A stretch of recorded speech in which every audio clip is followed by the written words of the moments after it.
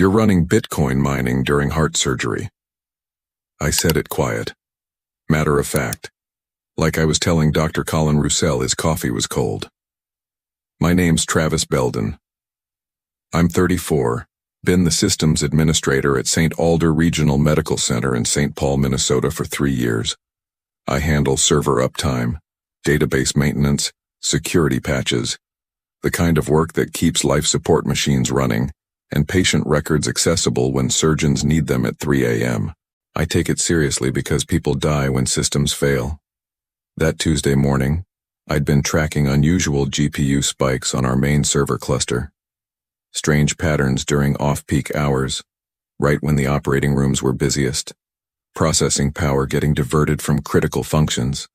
The kind of thing that makes ventilators lag or causes patient monitoring systems to freeze. So I dug deeper, found unauthorized mining scripts buried in the server logs, cryptocurrency wallets, transaction histories. All traced back to one registered address that belonged to Dr. Roussel, our chief innovation officer, who'd been hired 6 months ago to modernize hospital operations. He'd been siphoning computing power from life-critical systems to mine digital currency, while patients were on operating tables. When I walked into his office that morning with printouts of the evidence, he didn't even look surprised. Just leaned back in his chair and smiled like I was some kid who'd figured out where he hid the cookies. "Travis," he said, "you're too narrow-minded for real tech innovation." I set the papers on his desk. "Visionary programmers find creative revenue streams," he continued. "Hospitals need alternative income sources. This is forward thinking." I stared at him. This man was talking about innovation while potentially compromising surgical equipment during operations. "The servers are running hot," I said. "Patient monitoring systems are experiencing micro delays." "Negligible impact." He waved his hand. "I've run the calculations." "You've run calculations on acceptable risk to patient safety?" "You wouldn't understand the bigger picture." That's when I knew. This wasn't incompetence or oversight, it was deliberate, calculated. He knew exactly what he was doing and didn't care about the consequences. I picked up the papers from his desk. "Understood," I said. Walked out of his office, went back to my workstation, started making copies of everything. Full audit trails, IP logs, code snippets, timestamps, wallet addresses, transaction records, everything that proved what was happening and when. Something in his voice told me this conversation wasn't over. That quiet confidence of someone who thought he held all the cards. He was wrong about that. I'd worked in hospital IT for 8 years before St. Alder, started at a smaller facility in Duluth, moved down to the Twin Cities when my dad got sick. Wanted to be closer to family while he went through treatments. Healthcare technology isn't glamorous work. You're the guy people call when the pharmacy system crashes or when a doctor can't access patient charts. Long hours, high stress, but it matters. Every system I maintain could mean the difference between life and death for someone's father, mother, kid. That's what made Dr. Roussel's attitude so disturbing. He'd been brought in as part of a hospital modernization initiative. Young, charismatic, talked a good game about digital transformation and revenue optimization. The board loved him. He had degrees from prestigious schools and experience at tech startups. But from day one, something felt off. He'd make requests that didn't make sense, asking for admin access to systems he had no business touching, wanting detailed reports on server capacity during peak hours. When I'd explain security protocols or mention compliance requirements, he'd get this look like I was being deliberately difficult. "We need to think outside traditional frameworks," he'd say. "Disrupt legacy thinking." The other IT staff started avoiding him. Janet from database management told me he'd asked her to install experimental monitoring software without going through proper channels. Kevin from network security mentioned strange requests for firewall modifications. But the red flags really started piling up 3 months ago. Server performance began degrading during surgical hours. Nothing catastrophic, but noticeable. Response times slowing down. Backup systems triggering more frequently. The kind of problems that shouldn't happen with our hardware. I ran diagnostics, updated drivers, Optimized database queries.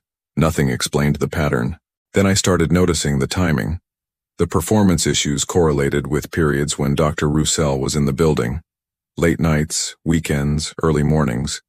Times when administrative oversight was minimal. I mentioned it to my supervisor, but she was dealing with budget cuts and staff shortages. Told me to keep monitoring and document anything unusual. So I did. Started logging everything. Server loads, network traffic, user access patterns. Built a comprehensive picture of what was happening to our systems. The mining operation was sophisticated, hidden in legitimate-looking processes, scheduled to run during specific windows, designed to avoid detection by standard monitoring tools. Someone had put real thought into this. That's what bothered me most. This wasn't some amateur mistake. Dr. Roussel had planned this carefully, knowing exactly what risks he was creating for patients. When I finally confronted him, his response confirmed my worst suspicions. He wasn't just aware of the risks. He'd calculated them and decided they were acceptable. That's when I knew this went deeper than just unauthorized server usage. The termination notice came the next morning. Effective immediately, the HR director said, sliding the paperwork across her desk. Unauthorized access to restricted administrative tools. Violation of company policy regarding system security protocols. I read through the document. Every accusation was technically accurate but completely twisted. Yes, I'd accessed server logs. Yes, I'd traced network traffic patterns. Yes, I'd examined user account activities. All things that were literally part of my job description. These are routine diagnostic procedures, I said. Dr. Roussel feels you've overstepped your authority, she replied. He's recommended immediate termination to protect sensitive hospital operations. I sat there for a moment, letting it sink in. The man who'd been illegally mining cryptocurrency on hospital servers was firing me for discovering his operation. What about the mining scripts? I asked. I'm not sure what you're referring to. She genuinely didn't know. Dr. Roussel had spun this as an IT security issue, painting me as a rogue administrator who'd violated protocol. Clean narrative. No mention of the actual evidence I'd found. I signed the termination papers without arguing, handed over my access badge and building keys, walked out to my truck and sat in the parking lot for 20 minutes. Not angry, just thinking. This wasn't about my job anymore. Dr. Roussel had made a critical miscalculation. He thought firing me would make the problem disappear, that removing the person who'd discovered his operation would somehow erase the evidence. But I'd already backed up everything. Full documentation stored in multiple locations, timestamps proving when the mining activities occurred, transaction records showing where the profits went, correlation data demonstrating the impact on hospital systems during surgical procedures. He'd gotten rid of the witness, but not the testimony. I started my truck and drove home. Spent the afternoon organizing the evidence into a comprehensive report. IP addresses, wallet transactions, system performance logs, everything laid out in chronological order with clear documentation of the patient safety implications.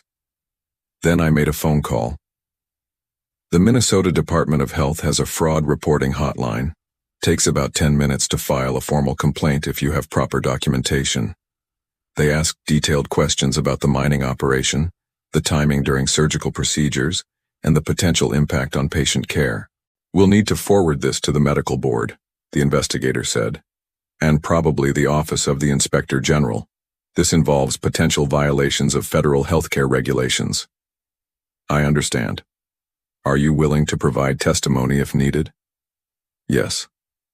I hung up and made dinner, watched the news, went to bed early.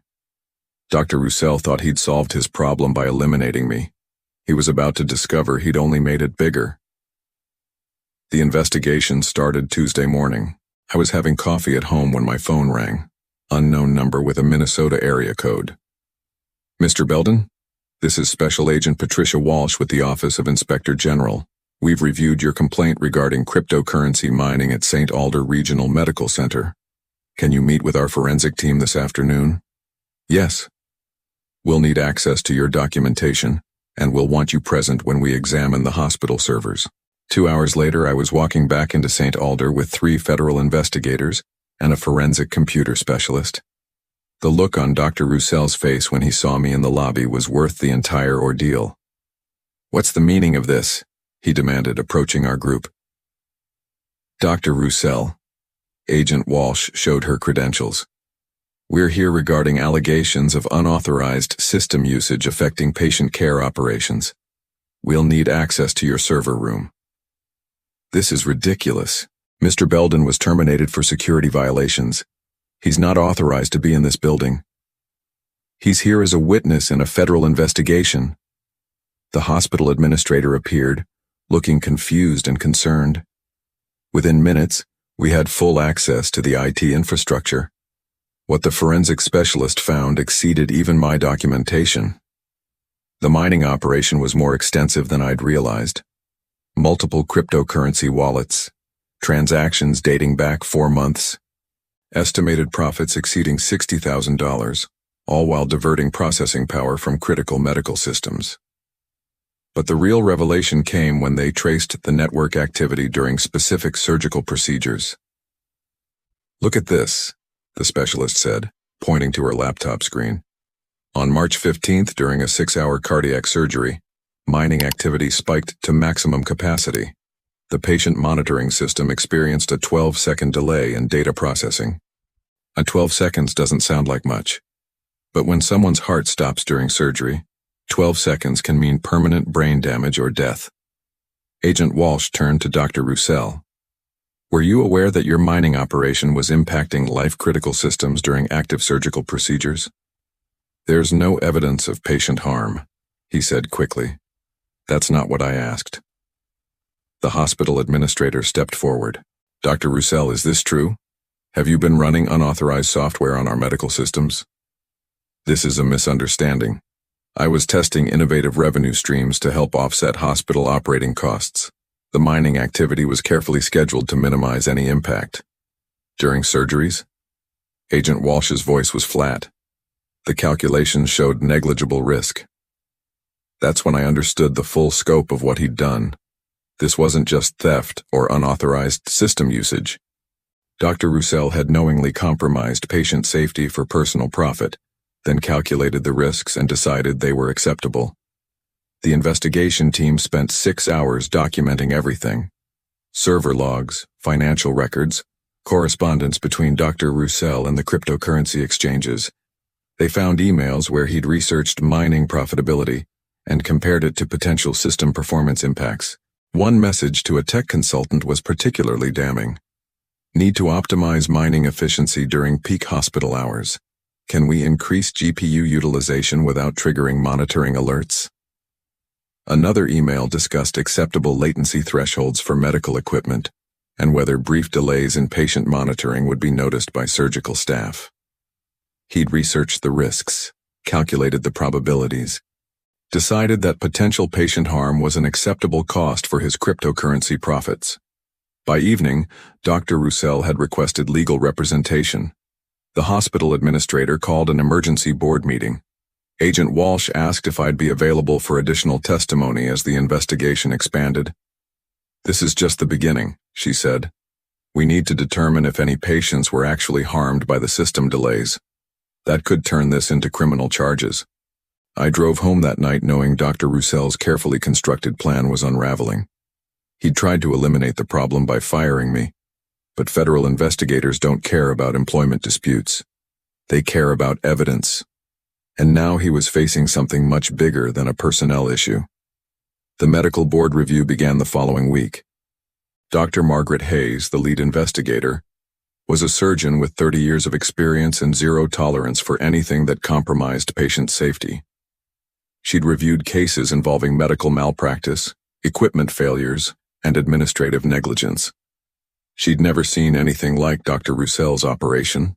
"In my professional opinion," she said during the formal hearing, "knowingly diverting computational resources from life-critical systems represents gross negligence and willful endangerment of patients."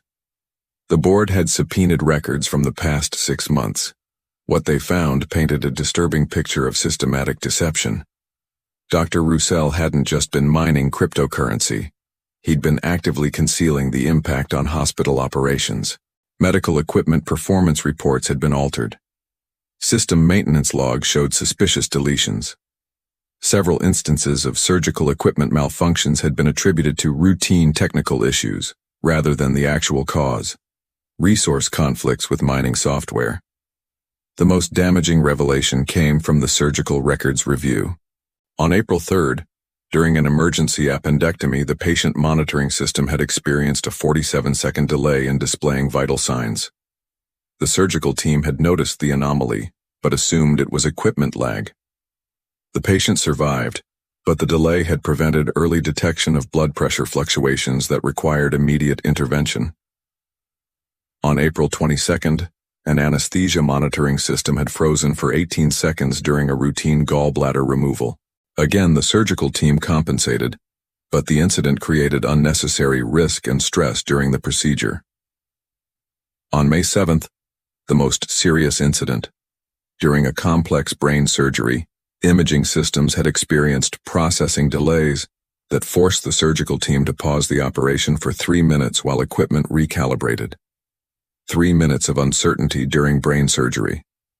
Because Dr. Roussel wanted to mine Bitcoin. The board also discovered financial irregularities beyond the cryptocurrency operation.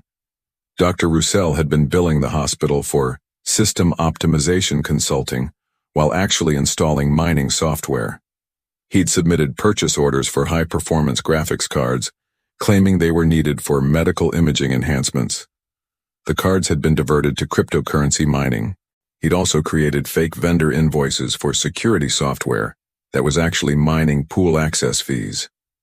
The total theft exceeded $120,000 in equipment and billing fraud, plus the cryptocurrency profits.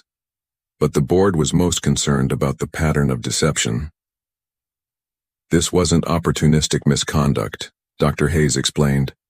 Dr. Roussel systematically concealed his activities while knowingly creating risks to patient safety. He falsified maintenance reports, deleted system logs, and misrepresented equipment malfunctions to avoid detection. The investigation also revealed that Dr. Roussel had been researching similar operations at other hospitals. Email records showed correspondence with cryptocurrency mining forums where he'd discussed hospital server mining opportunities and shared strategies for avoiding detection by IT security teams. He'd planned to expand the operation to other medical facilities if St. Alder proved successful.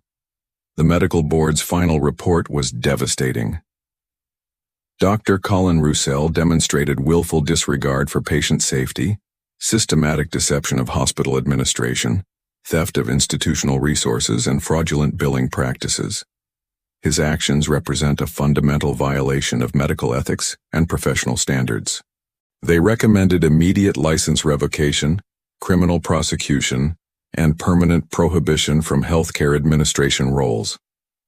The state medical board voted unanimously to accept the recommendations. Dr. Roussel's medical license was suspended pending criminal charges.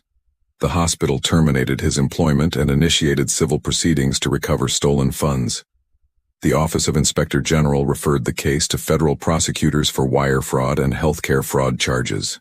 By the time everything was documented and filed, Dr. Roussel was facing 15 federal charges and potential prison time of up to 20 years.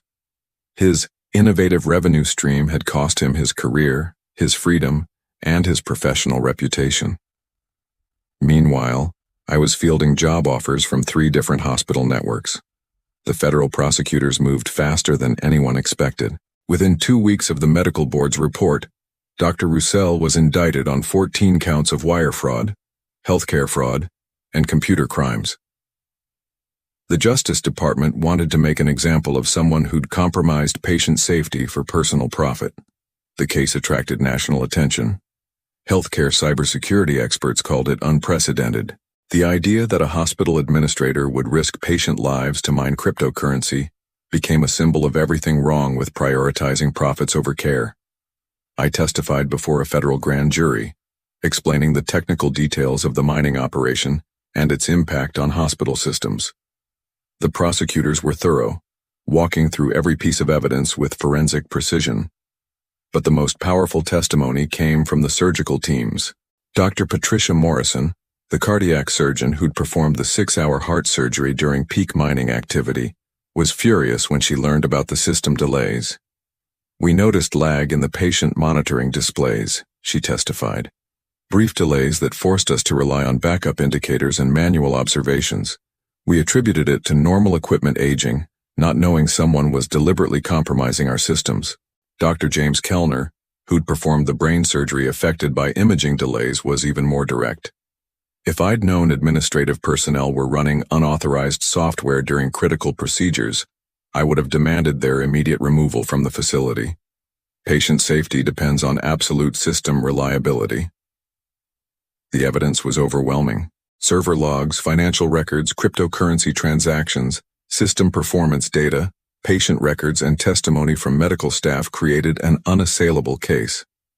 Dr. Roussell's defense attorney tried arguing that no patients had been directly harmed by the mining operation. The prosecutor's response was devastating.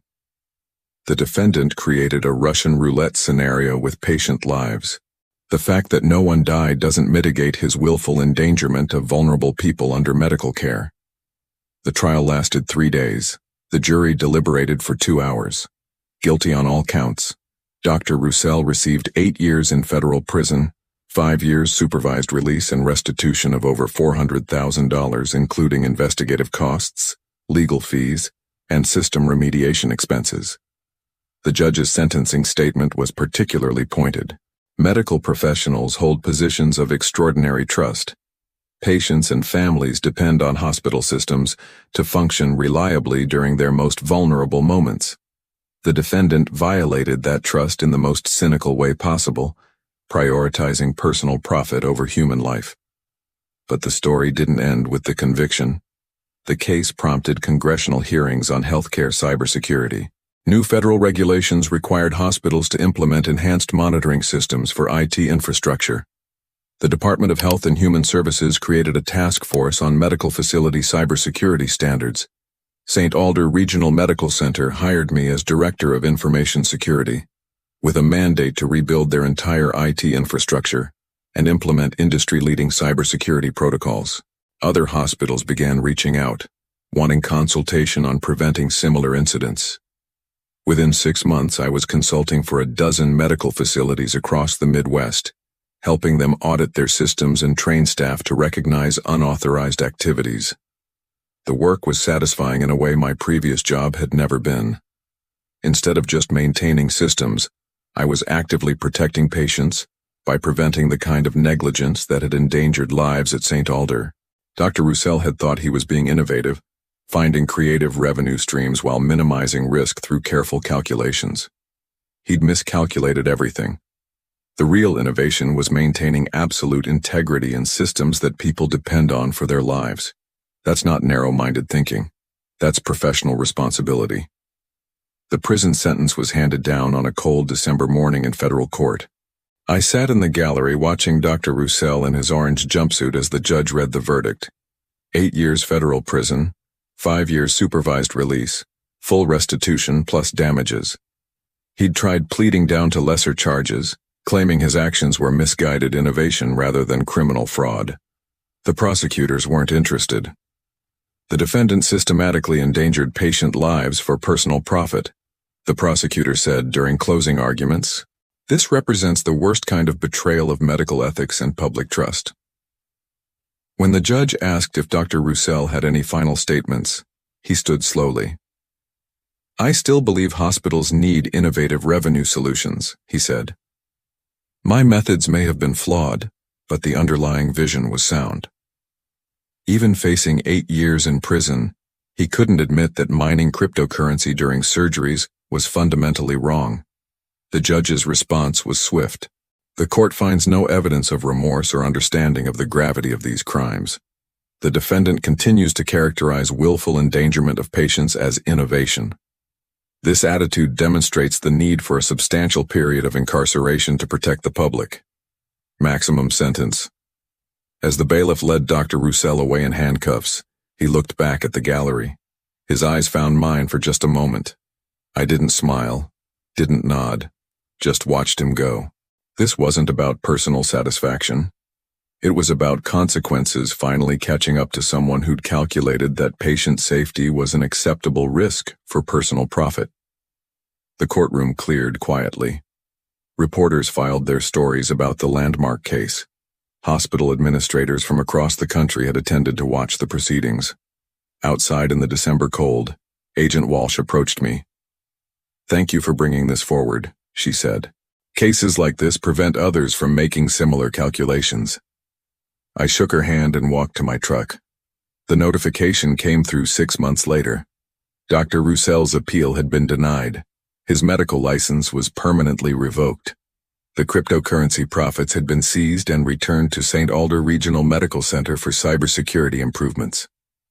I was in my new office at the hospital, reviewing security protocols for the surgical suites. The same systems he'd compromised were now protected by military-grade monitoring software that detected any unauthorized processes within seconds.